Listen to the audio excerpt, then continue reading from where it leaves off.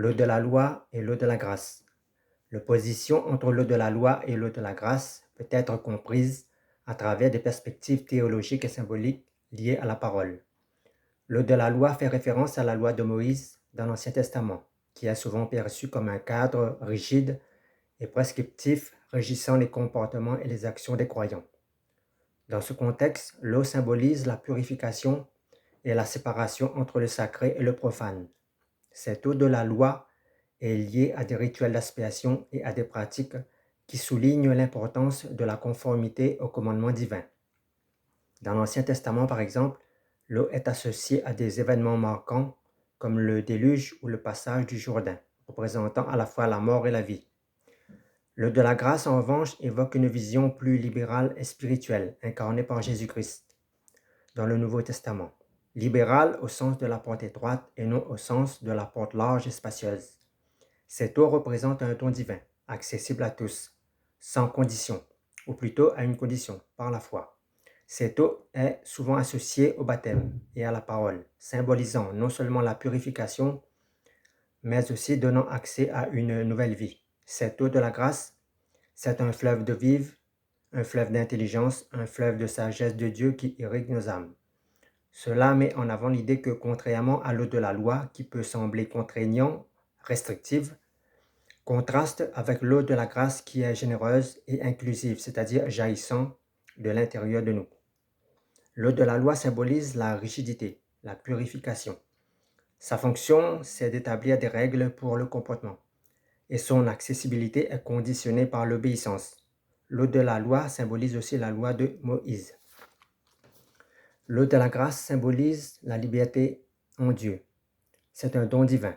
Elle symbolise Jésus-Christ qui est l'auteur et l'origine de cette eau. La nouvelle naissance, le royaume des cieux, et son accessibilité est universelle et inconditionnelle. Cette dualité entre l'eau de la loi et l'eau de la grâce souligne le respect des règles divines et l'ouverture à une relation personnelle avec Dieu par le biais de la grâce. L'eau de la loi qu'utilisait Jean-Baptiste pour amener les gens à la repentance était une bonne eau. Cette eau pouvait changer les cœurs des personnes pour un moment, remporter des victoires sur la chair pour un moment. Mais au final, la chair, les œuvres de la chair, finissaient toujours par avoir le dessus. La chair rendait sans force cette eau de la loi. L'efficacité de cette eau ne pouvait pas perdurer dans le temps. Cette eau de la loi pouvait désaltérer notre âme, notre conscience pour un moment, mais elle était limitée, sans force pour nous faire vivre dans la victoire sur le péché. L'eau de la grâce va au-delà du charnel. Cette eau désinfecte nos pensées, nos cœurs, nos sentiments des ténèbres qui nous retenaient captifs. Cette eau de la grâce nous désaltère éternellement.